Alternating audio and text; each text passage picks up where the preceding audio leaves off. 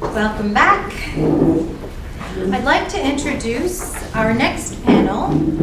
Forewarned is forearmed. To be prepared is half the victory, giving Canadians the cybersecurity tools they need. This panel will be moderated by Brent Arnold. Brent is a partner at Gowlings and heads up the firm's commercial litigation technology subgroup. He is one of our own. He sits on the board of the Internet Society Canada chapter and is our secretary. And he loves cats. That was important to add. Brent? They told me I couldn't bring my cats with me, so you just get me and some fabulous panelists. And just because I listen to myself talk quite enough, I thought we'd go around the horn and let our panelists introduce themselves before we get into it. So, to my immediate left, please. Good morning, everybody. Tanya, my name's Shawn. I'm the Director General of Cyber Operations at the Canadian Security Intelligence Service, which is Canada's intelligence agency. You'll notice on all the material for this, it's just Shawn M, because that's just how we roll. My name is Tanya O'Callaghan. I'm the Vice President of Community Investment Policy and Advocacy at CIRA, the .ca domain name registry. So in my purview at CIRA, I oversee basically everything that makes us give back to the internet community in Canada. Hi, good morning, everyone. My name is Christopher Smith. I'm with the cybersecurity company Portage, headquartered right here in the NCR.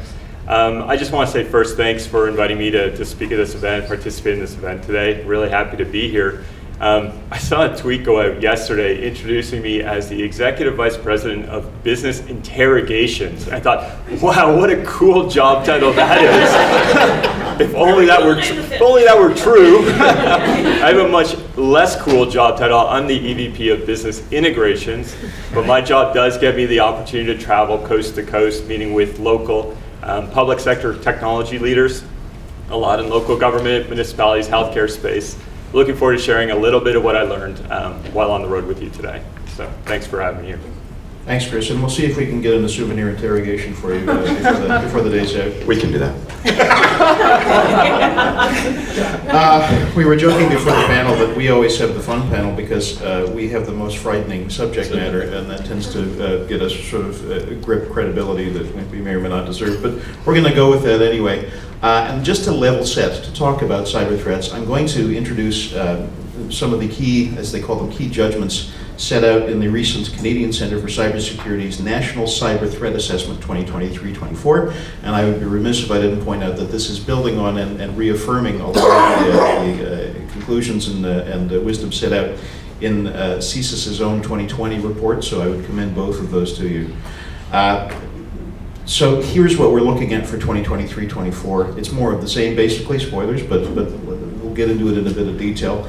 One, ransomware is a persistent threat to Canadian organizations, or remains so. It's the threat that's most likely to affect Canadians and Canadian organizations. Second, critical infrastructure is increasingly at risk from cyber threat activity. We're seeing, or we expect to see, state-sponsored actors targeting critical infrastructure. And we know we're already seeing state-sponsored cyber actors probably refraining from going after Canadian infrastructure in the absence of direct hostilities, but we are seeing state-sponsored threat activity against individual Canadians. And here we have the examples of dissidents abroad who are here in Canada and are being attacked by foreign governments who don't like what they have to say. We're seeing cyber threat actors attempting to influence Canadians, degrading trust in online spaces, and we expect to see this accelerate with machine learning enabled technologies, making fake content and deepfakes easier to manufacture and harder to detect. We expect, as a community, I guess we could say, we expect that Canadians' exposure to these technologies and the risks that they pose are going to increase over the next 2 years. We're also worried about disruptive technologies bringing new opportunities and new threats. And technologies such as cryptocurrency and decentralized finance are both proving to be juicy targets for cyber threat actors to enable malicious threat activity. And we're not even going to get into in this panel what quantum computing might bring, other than to say in short that it's going to threaten our own ability to maintain trust and confidentiality online, because it's going to take encryption down with it potentially. So with all that good news out of the way, we're here to talk about sort of cyber threats, in particular to the MUSH sector. Now, we hear a lot about attacks on the big targets. These are what make the news. Often they're corporate targets, big brands that we all know. Also the ones that are best equipped to sustain and bounce back from an attack. But what we are also seeing a lot of in the last few years are attacks on what we're going to refer to in this panel as the MUSH sector: municipalities, universities, schools, hospitals. And these are organizations that, generally speaking, are less well equipped to defend against all this. I'm going to start with you, Tanya. What's the current cybersecurity landscape that organizations are navigating look like? Sure. So we have a little bit of insight into this. CIRA annually surveys hundreds, but 500 small, medium organizations coast to coast, and get their experiences, perspectives, a sense of their readiness when it comes to cybersecurity. So I've got some cheat sheet data here. So certainly one thing that became apparent over the last two surveys is that the pandemic has made the cybersecurity landscape more complex for small and medium organizations. Remote work is certainly one of those elements. In our last survey, about half of responding organizations say they feel more vulnerable from a cybersecurity standpoint because their employees are working remote, at least part-time. In that last survey, we heard that 44% of organizations experienced attacks, either attempted or successful, in the last 12 months. I would venture to say that number is probably higher, and that's probably 44% who are aware that they have experienced an attack. Now, one interesting point, and we might touch on cybersecurity and its link to privacy through the conversation today, is that in that same survey this year, about 66%, two-thirds, said they store personal information of their customers, their employees, their suppliers, and so on. And then amongst those who had a breach in the last year, only half reported that breach to their senior leadership teams, a little over half to their senior leadership team, and a little under half to their boards of directors, or worse yet, their customers who may have been affected. But there is some good news. I think we've been pretty doom and gloom so far. First is that the vast majority of organizations, above 90%, have some form of cyber awareness training plan in place to help upskill their employees. About two-thirds of those say they do something quarterly, which is certainly progress over what we've seen in previous years. A little over 4 out of 5 organizations have cyber response plans. About 3/4 say part of that cyber response plan includes cyber insurance. And I know from pre-conversations that we've had here yesterday, we have lots of opinions about that. And certainly, one caveat to that cyber insurance being part of the plan is that it means that more than 3/4 of organizations that were hit by ransomware paid the ransom, or their insurance did. And the average payout is now netting out somewhere around $25,000. So that's just to paint the picture of some of what we're going to see today. Thank you. Now, we're 2 years out from CSIS's own report on this, Shawn, and I know CSIS has seen a lot since then. Anything you'd like to add to that picture? Yeah, thanks. It's a very quickly evolving landscape, but I think it's important to remember, and we go back to the MUSH sector, the type of information that you have and the type of information in your possession of your organization is somewhat determinant of the type of attacks you're going to face, right? And cyber attacks can kind of come through two main vectors, right? There's the state-sponsored cyber attack, really advanced technologies, APTs and stuff like that. I know the last panel wouldn't name names, but I'm happy to name names. Both the CSIS annual report and the CCS's report specifically identify Russia, China, Iran, and North Korea as being the primary state actors that are responsible for cyber attacks against Canadian society, Canadian industry. So that's one vector, and then the other vector, of course, is ransomware and cyber criminals. And if you're producing a really unique, advanced piece of technology, and Canada does a lot of that. Canada's a world leader in a lot of different technologies. There's a possibility that you will come under the focus of a state actor that is really quite determined to steal that technology from you for their own economic gain. That creates potentially higher bar for you in terms of your cyber defense. But again, if you're in the MUSH sector, or if you're retail, we talked about agriculture last time.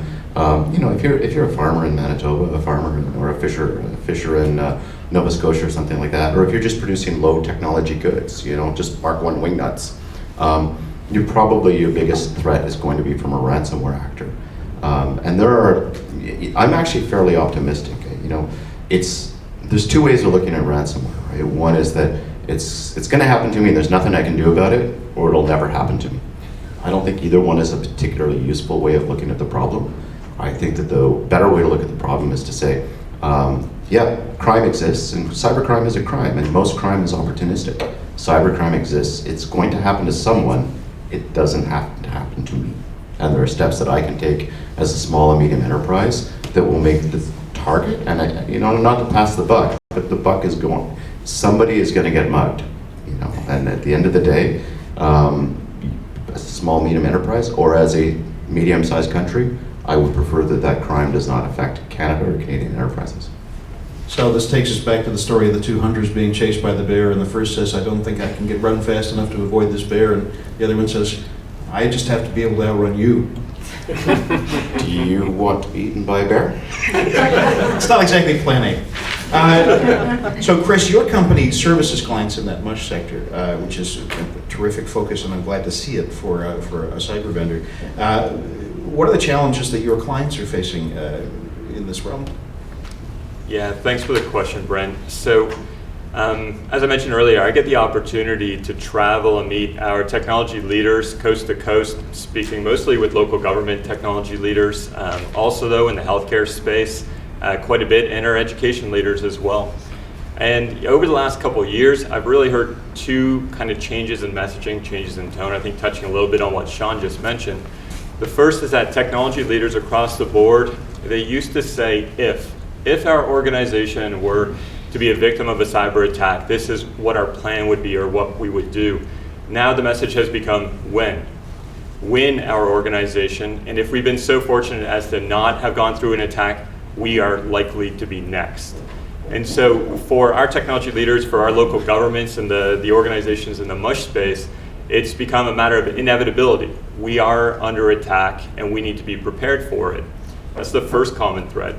But the second message I'm hearing is largely that they feel that they don't have the resources, and that's not just money, but that's the skill set, the capabilities, the staff for this challenge that seems almost unsurmountable. I mean, we're talking about foreign countries, we're talking about domestic challenges, we're talking about all sorts of threats and attacks coming from all different directions.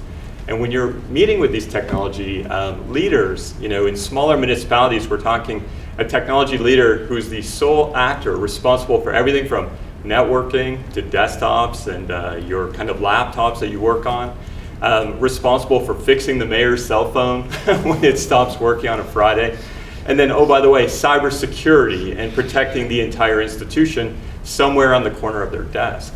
And so they do feel, a lot of these smaller organizations, that they need more support. And they are getting creative. We're going to talk about the ways that they're solving this problem in a few minutes.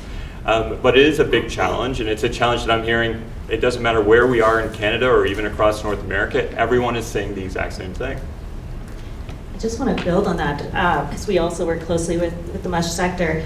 And one of the elements that is evolving a little bit is that cybersecurity attacks have basically made it mainstream in the last 18 months. So certainly 2 or 3 years ago, one of the challenges we were seeing is that those cybersecurity folks in hospitals and school boards who are jack of all trades had a really hard time not only getting to it, doing it off the corner of their desks, but also getting attention, prioritizing cybersecurity from the higher ups, getting the budgets that they needed, and so on. If you think about a hospital, if it's funding towards a new MRI machine or a cybersecurity system, these are the trade-offs that we often hear from our partners out in the real world having to make. But I think seeing large-scale cybersecurity incidents attack healthcare networks, attack universities, that has changed the discourse and has just put the spotlight a little bit on the importance of investments in this area.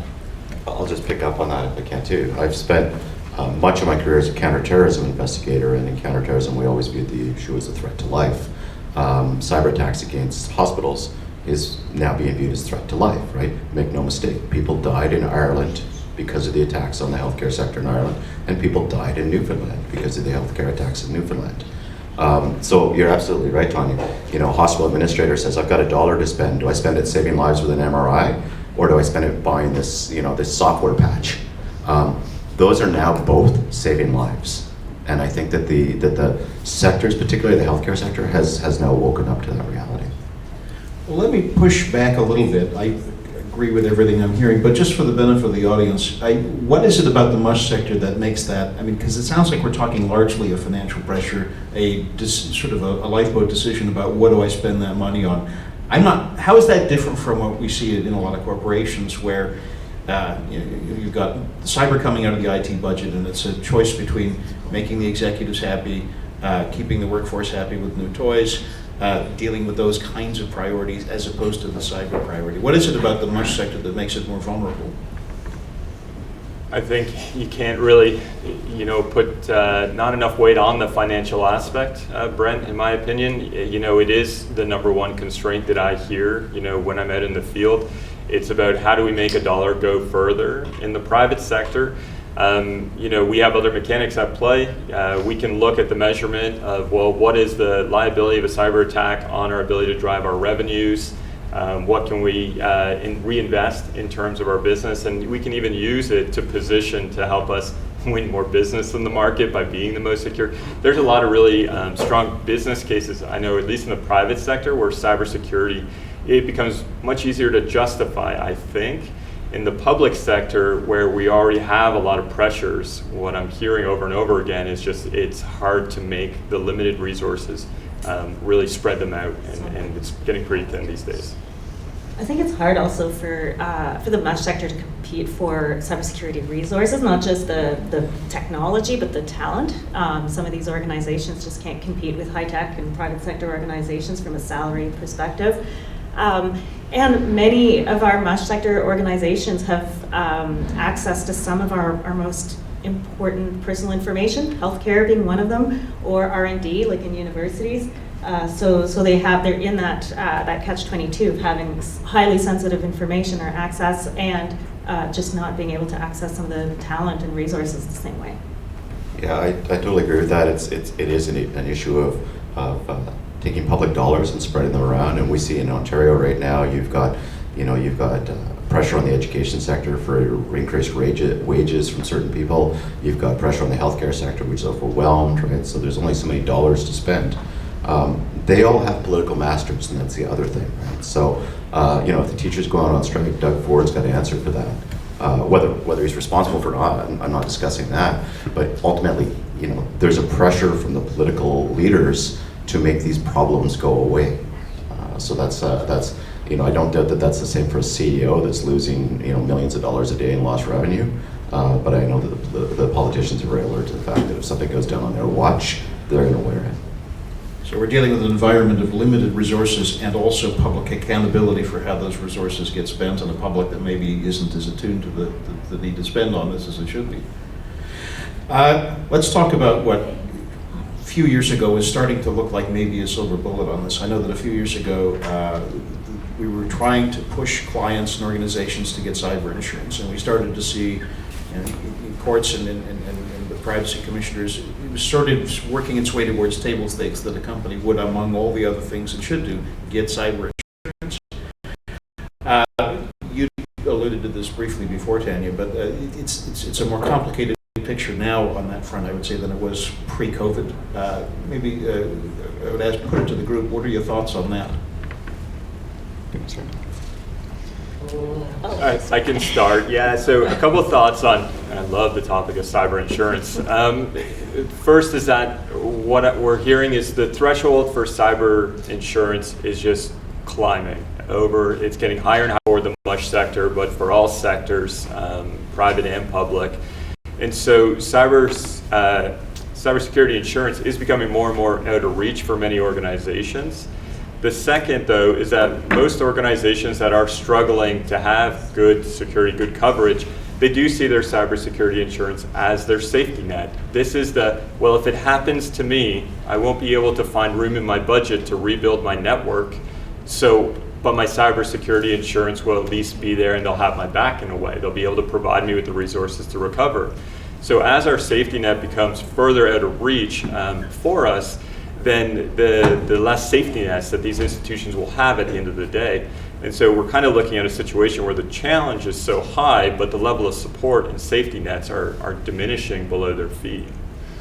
Agree, and I think, instead of rather than it being a silver bullet, as you put it, is that it has to be a tool in a toolbox that companies need to have in place. So our response plan, cybersecurity awareness training of employees, other technology measures, and in fact, we're starting to see that as a requirement. For example, many insurance companies are putting conditions on that cyber insurance of having some of these other preventative measures, some of these other systems and tools in place, because otherwise it's just a quick fix that's not sustainable.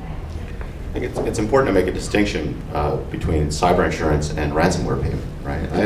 I have no objection to insuring loss of a server farm or insuring damage to your brand or something like that. That's something that you probably would insure about. But you're absolutely right. The payout ratios for ransomware payments are untenable, and frankly, I don't think the insurance companies will be offering them very much longer because it's a fool's errand. More to the point, though, there's a bunch of things wrong with paying ransom now. To be clear, it's not illegal in Canada to pay ransom. It should be, in my humble opinion, because ultimately you're giving money to criminals, and these are the same criminals that are exploiting human trafficking, exploiting drugs. I don't think any CEO would want to go up on the Globe and Mail and say, look, my company is only viable if I use child labor. That's the only way I can keep this company afloat. And I don't think any company should say, this company is only viable if I pay ransom. I would actually encourage companies to make an anti-ransomware statement to be part of their ESG policy suite, saying, I will not ever do that. There are municipalities that do that, and they've suffered for it, but they are morally and ethically right. More to the point, though, if you pay ransomware, you're statistically more likely to get hit again because now you've identified yourself as an easy mark.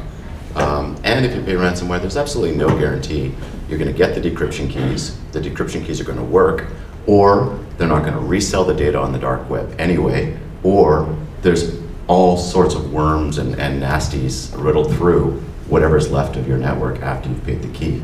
So I think the idea that, hey, I'm going to send 3 Bitcoin to this criminal organization and trust them to do the right thing, when you say it out loud, it doesn't even make sense. That's why we don't say it out loud. Sorry, was I not supposed to say that? Don't pay ransom. If I can just maybe take a quick sidebar with you on that point, Shawn, because I think it's an important one. One of the questions that I get asked as a data breach coach who is sometimes involved in the decision-making process for a company, are we going to pay the ransom or not? The question of illegality comes up, and it's a bit of a fine line, right? It's not a crime to pay, but it is a crime to finance terror. Maybe you can unpack that a bit for us, because this is an area that's complicated for us, because up to the minute if a payment's going to be made, up to the minute a payment's going to be made, we have to be continually making sure that, to the best of the client's knowledge, they're not funding terrorism. Yeah, that's a really good point, because it's one thing to be on the wrong side of Conti or evil. It's totally another thing to be on the wrong side of the U.S. government. And I would imagine they can actually put more pain and pressure on you than any of these groups can. So you're absolutely right. You could find inadvertently, it's a minefield out there between GDPR and the new Canadian legislation. We can talk about privacy later, but I just saw, yesterday Ireland levied a $276 million fine against Meta for breach of data. That's a lot of money. Ireland's up to $700 million in fines they've levied against Meta this year. So at a certain point, even for a big corporation like that, you got to start saying, am I doing the right thing here? So it is a difficult legislative environment, and it's just going to get muddier and muddier, which is kind of another reason why you probably don't want to go down that path. Absolutely. Anyone else want to weigh in on counterterrorism or funding terror, or I assume we're all more or less against it, right? Okay. Against, yeah. Okay. Yeah. That's Can I get a show of hands? Everybody who's not for funding, that's good. It's a fair point. Now, we've spent a fair amount of time defining and perhaps worrying a bit over what the threat looks like. Let's now move into more positive ground and start talking about exploring solutions. Chris, I'm going to start with you on this. What advice do you give clients? Now, we're just talking now about sort of dealing with and preparing for. You touched on this a bit. What advice do you give clients in the MUSH sector who are facing these challenges? Yeah, it's a great question. I've got 2 points I just want to mention on it. So the first is, and I've said it at least 100 times, is that you have to start in a crawl, walk, run, or don't eat the elephant type of approach. You know, most of our technology leaders today are looking at how do I protect everything? And these are large networks and very complex situations that they're in. And they're thinking, well, this task is just simply impossible. It's something we can't possibly achieve. And so that don't eat the elephant approach is really just taking a look at everything and all the different ways in which you're exposed and then prioritizing them. And then based on the resources that you do have that are available to you, starting to chisel away at those priorities one at a time. And so you won't be 100% secure. No one will be 100% secure ever, but you won't be out of the gate. But you will become a little bit more secure, and iteratively and over time, your organization is going to become more and more resilient. And the second advice that I give, and really it's advice I'm going to steal from the industry, is that more and more organizations, especially in the public sector, are starting to work in a highly collaborative way. They're forming working groups, they're having events like this, they're sharing best practices. I won't name any names, but we did have a number of local government organizations in Ontario that did go through ransomware attacks. They did not pay the ransomware, so it put them in situations where they had to rebuild everything from the ground up.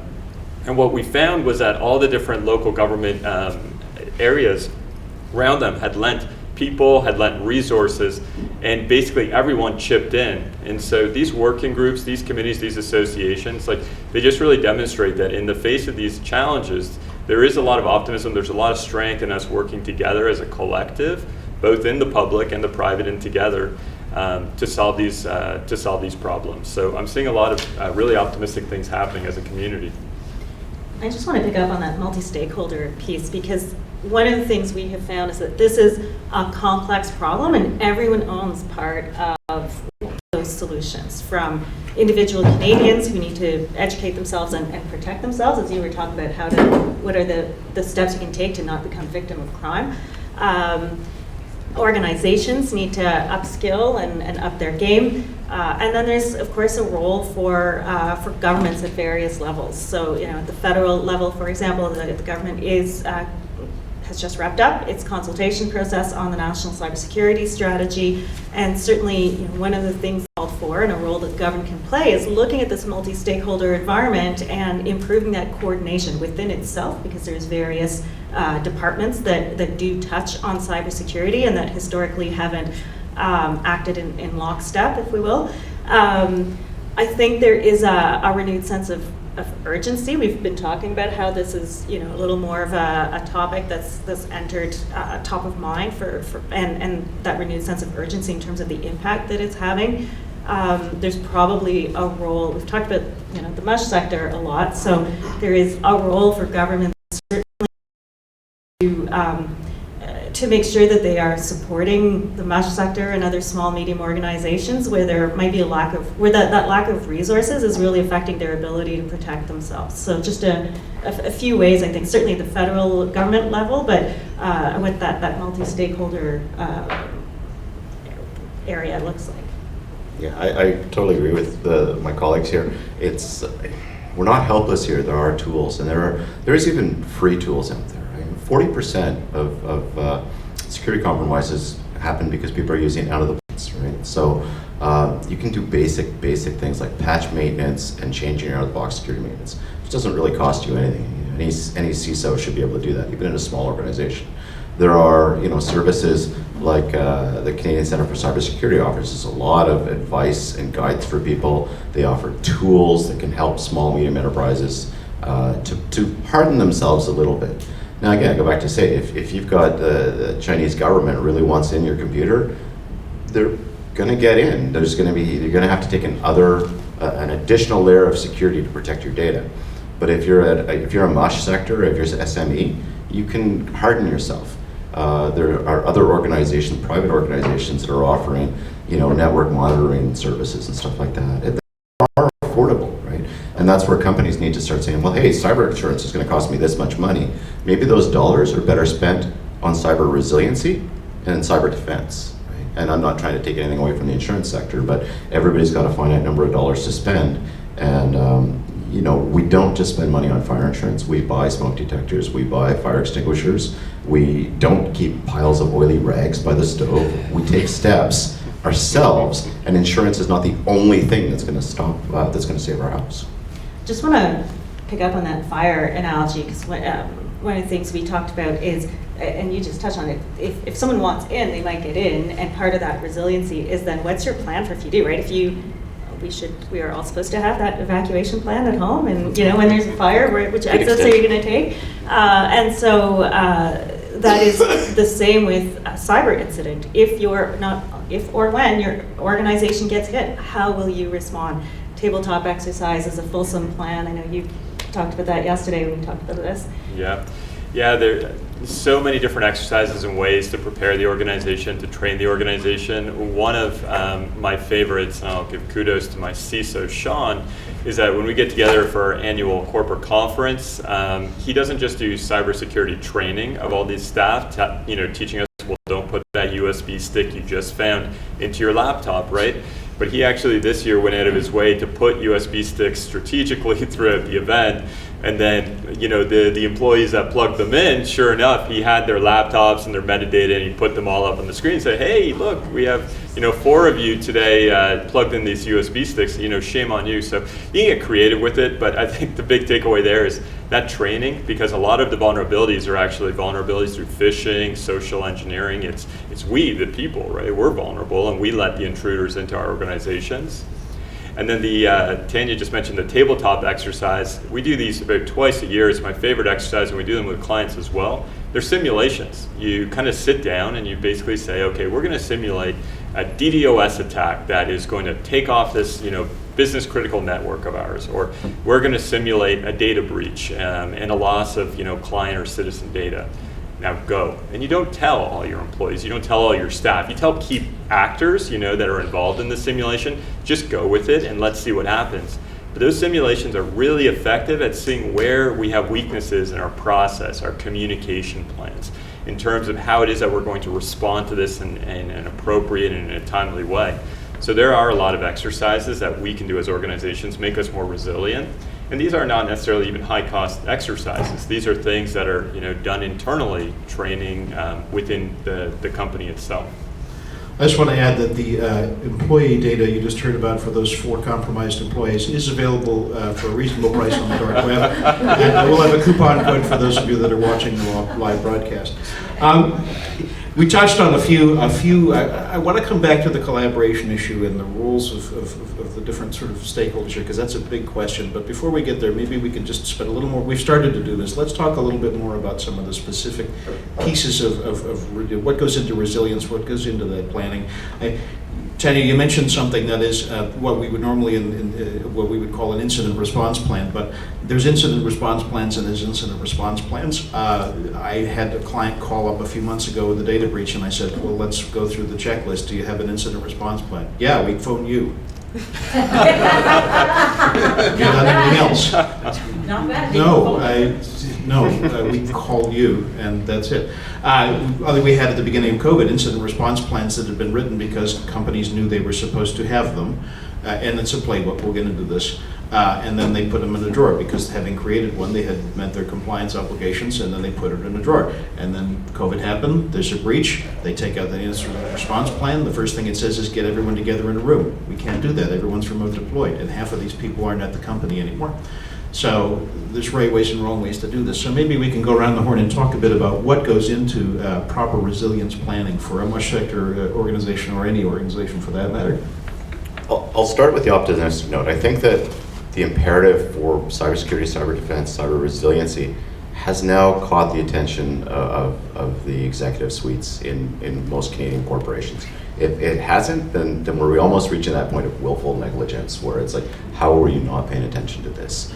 And as a result of that, some of the things Chris was talking about, the imperative to actually do cyber resiliency training, tabletop exercises, building your response plan, things like that are definitely things to happen. Canada has an amazing tech sector, right? We're blessed in that sense, right? The tech hub in Kitchener-Waterloo is second to none, maybe second to Silicon Valley, but even there, it's running as a world leader.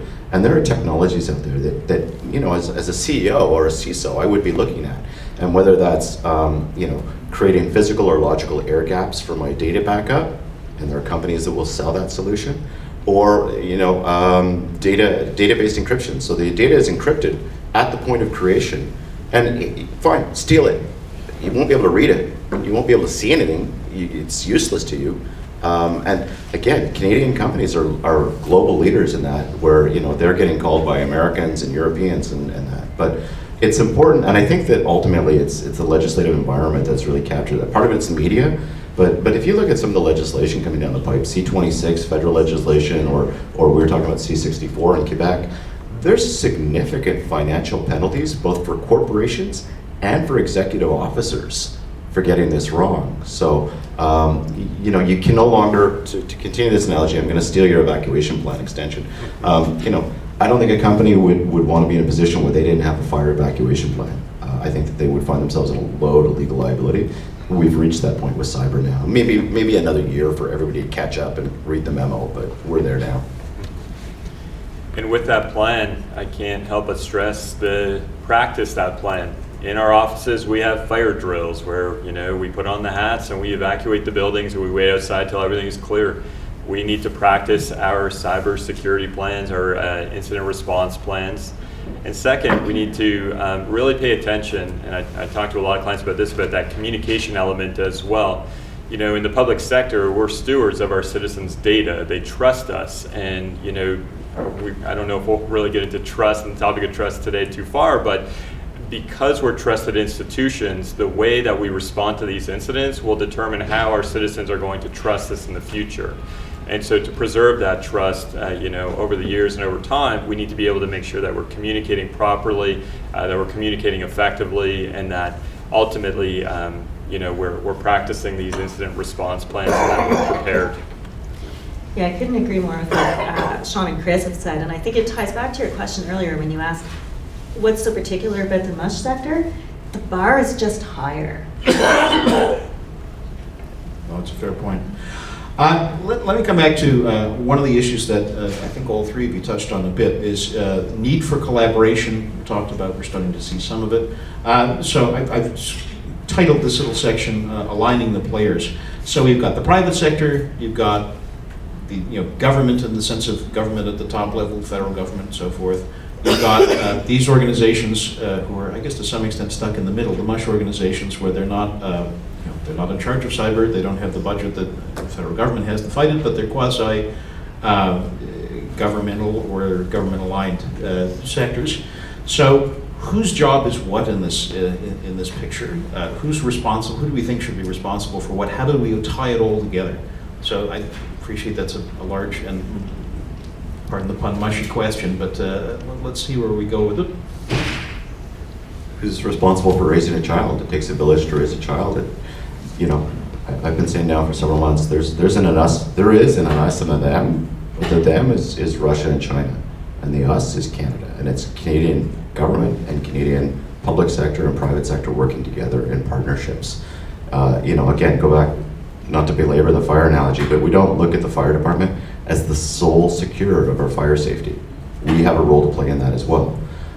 So the government works quite closely, and I'm very happy to say, the four main cyber actors in the government of Canada, the ecosystem is ourselves, the Canadian Centre for Cybersecurity, and the RCMP.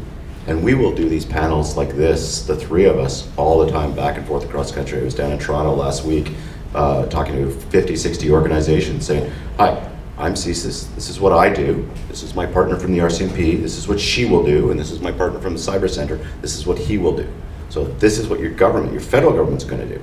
Now, part of that presentation, we had provincial, we had Toronto Police, New York Police, right? So it takes a lot of people working together, but it also takes that public-private partnership to work together.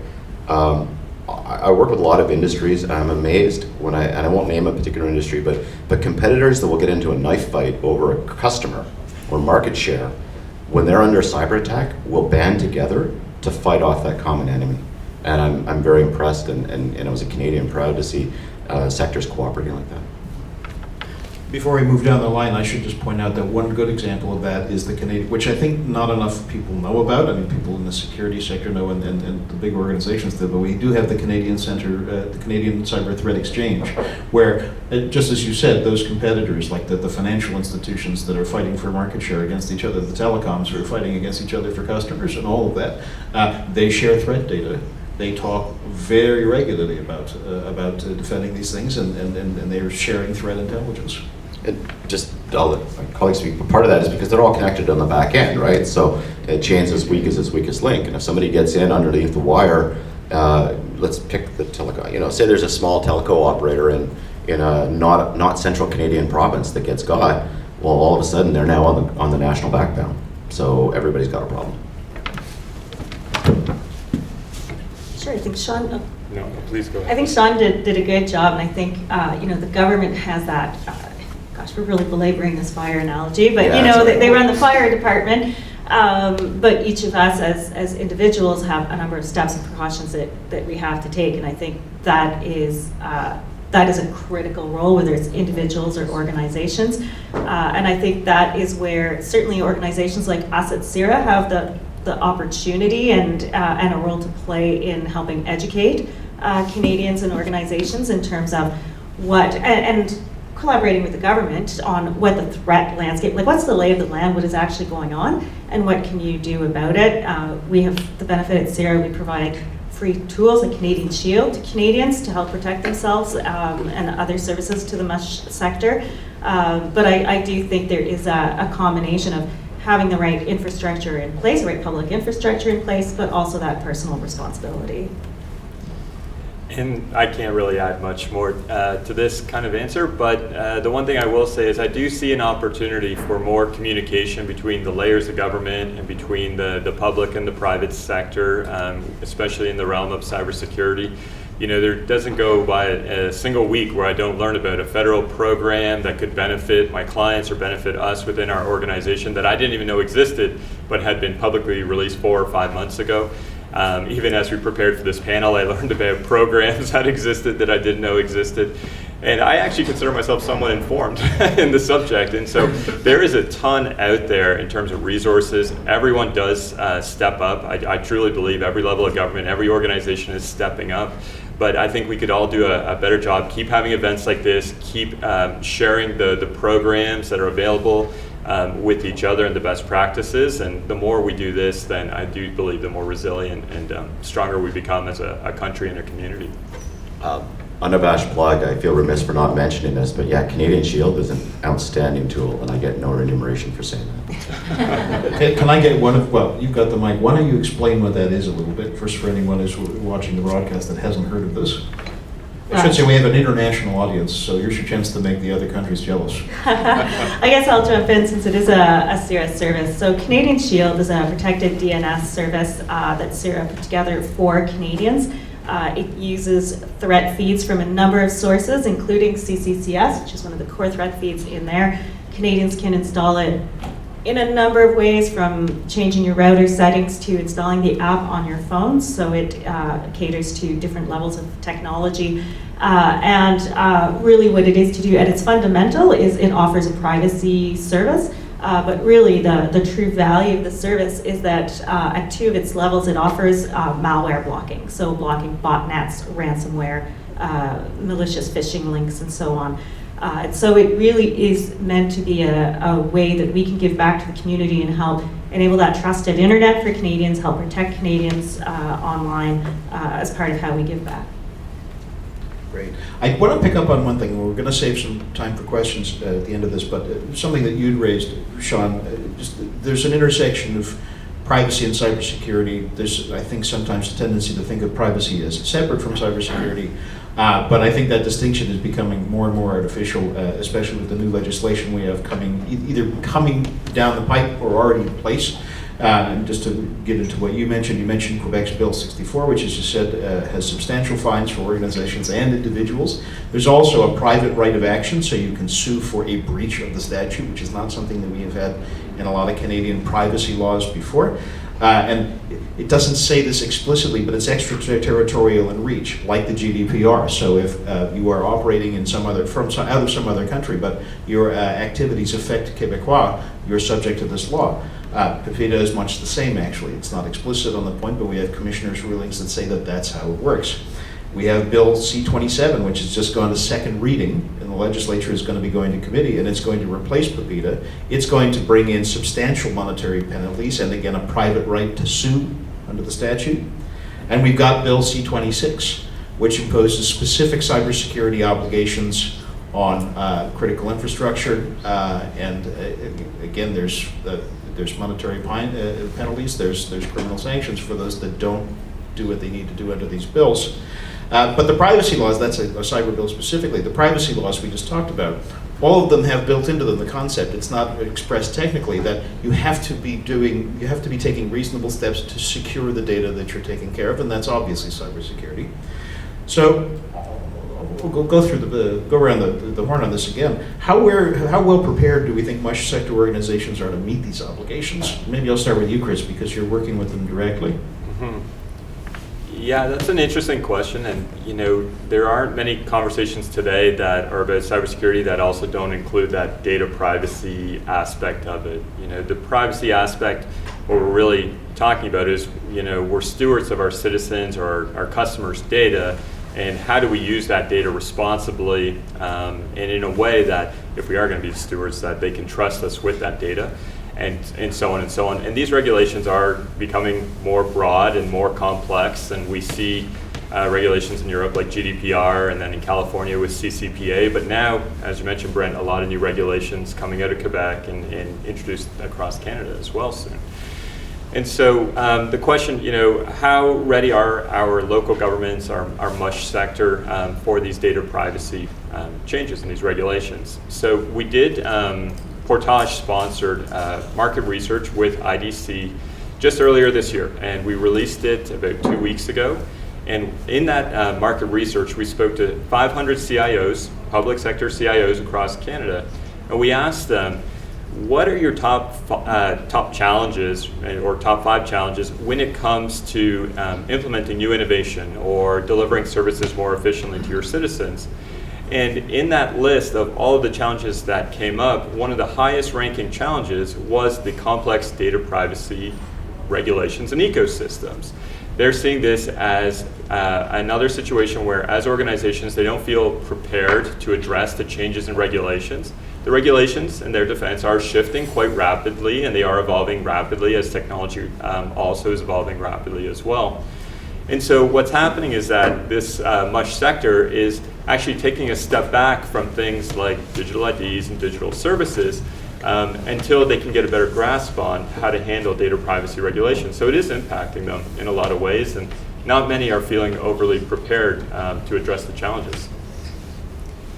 I think the other thing is that some of the expectations with some of these pieces of legislation are still a little bit nebulous. C-27 is a good example. There will be some requirements for having cybersecurity measures in place, but those haven't been spelled out and defined. So what will be sufficient is still sort of a black box, and so how prepared is the MUSH sector? We don't know, because there's really not a good understanding of how prepared is prepared enough. On that last bit, yes, this is going to be one of these, it's the tension we always have with legislation governing a technical field, where as soon as if you make it technical, it's obsolete as soon as it's passed, and so you have broad concepts that are then left to be duked out in the courts and in front of the privacy commissioners, which, as a lawyer, I think is exactly the way it should be. Just on a broader, sorry, Shawn, before you jump in, but just on a broader nature, I think, if the results from our survey I talked about earlier, and I said like half of respondents hadn't even advised their senior executives, let alone their customers, about breaches, I think it's fair to say that there's a lot of organizations out there that are just not mentally prepared for these kinds of requirements, forget all of the technical requirements, and so that there is a gap to fill there on just the behaviors that are that these pieces of legislation are trying to inculcate in people. Yeah, the private sector is profit-driven. It should be. That's okay, and we're allowed to do that, right? So I have confidence that the large Canadian corporations are going to wrap their heads around this pretty quickly, and they're going to realize that there's a financial jeopardy to getting this wrong. I think for the smaller and medium enterprises, it's a higher lift for them to make, and we collectively need to help them come to those understandings, understand what the correct legally and ethical course of action to take is. And as for government, yeah, I think the mush sector is probably a little bit behind, but CEOs of corporations and high-level government employees, they make good money. And at the end of the day, it's like that money comes with responsibility, and part of your responsibility is to get this right. And if you can't get that right, then you're probably not in the right job. And if you were a CEO and you got it wrong, you'd probably be kicking your lunchbox down the hallway. And the same thing in government, right? So I don't think we need to be afraid of it. We need to be mature. We need to realize that, okay, this is a thing, just like all the other things that we've had to adapt to over the last 200 years. The solution of it is if one doesn't want to do it, it's fine. Unplug from the internet. You're safe. Not sure how you're going to make money, but you're safe.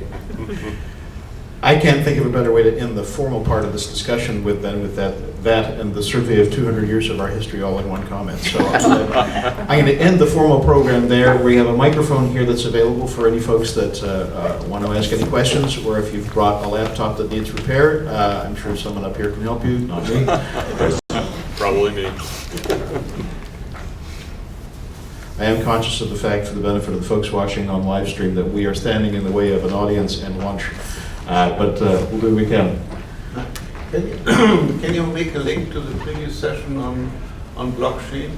But is there any implication for blockchain for cybersecurity, or can blockchains be used to make your private output or mesh outfit make your operations more secure? Oh, yeah.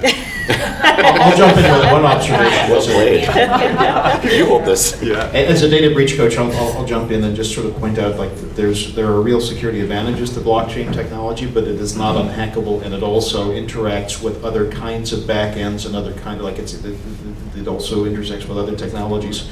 And if it's not a black box that's completely separate, it's vulnerable to attack. And I, in my own practice, have seen successful attacks that work their way through blockchain. So we can't treat it. It's not going to be a panacea. It certainly is. It does have some advantages, but I'll turn it over to the experts. I love blockchain. I can talk about this for about an hour, but I'll try to keep it to a minute.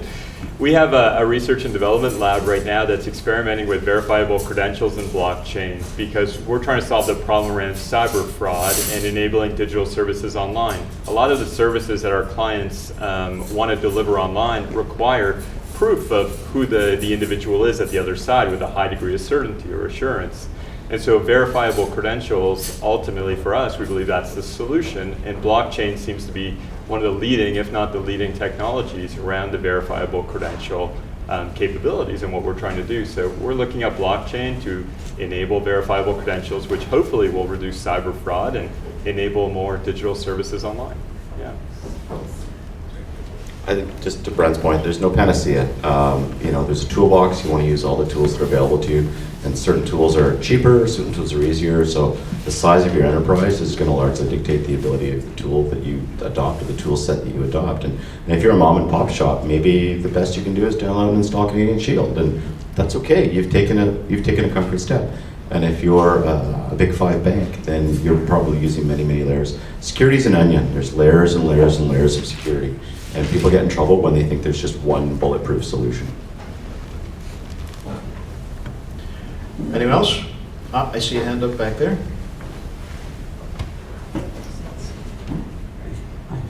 Hossein Badran from Latent Society. I had a question regarding an important point, maybe not as attractive as blockchains, but encryption was mentioned as a pillar in the conversation. And it tries to believe encryption to be a key ingredient for secure and trustworthy communication. What would you see the right path to take, given that some of the legislative frameworks that are being proposed, in mentioning, for example, online harms or online safety, would look at private communication and perhaps make it mandatory to have some backdoors in order to encrypt, to suspect and monitor the traffic that is being communicated? What kind of actions do you see, or what kind of advice can you provide to policymakers to make the communication more secure and trustworthy?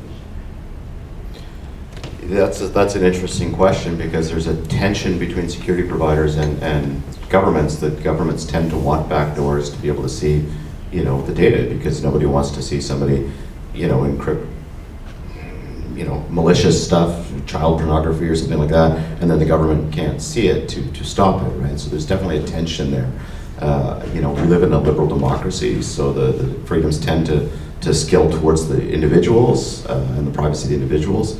That would not be the case in the PRC or in Russia, where there definitely are going to be backdoors by law riddled into the technology, and you're seeing now, Iran being a perfect case where if you want to sell computers in Iran, you have to install their backdoor into it, and if you don't, then you can't sell computers there, at least not on the open market. So we're liberal democracies. We should, find that space, and it's above my pay grade to find that space. I don't have a whole lot more to add, but I will say that privacy and encryption is part of it, but privacy of even things like your DNS data. So privacy from government intervention is one part of it, but also from commercialization. And so it's one of the reasons we've built it into Canadian Shield, as one of the layers is privacy, DNS privacy as well. I think it's fair to say that if we're going to have backdoors, we're going to also, the companies and citizens groups will demand that there's real oversight over when government can use that data, because there's always the concern of sort of, it's not mission creep, but it's something like that in terms of tendency, and we saw this in the States with the NSA, a tendency to want all the data. Understandably, from a security perspective, you have greater options and greater oversight, if you have greater insight, if you can see more. I saw a hand over here.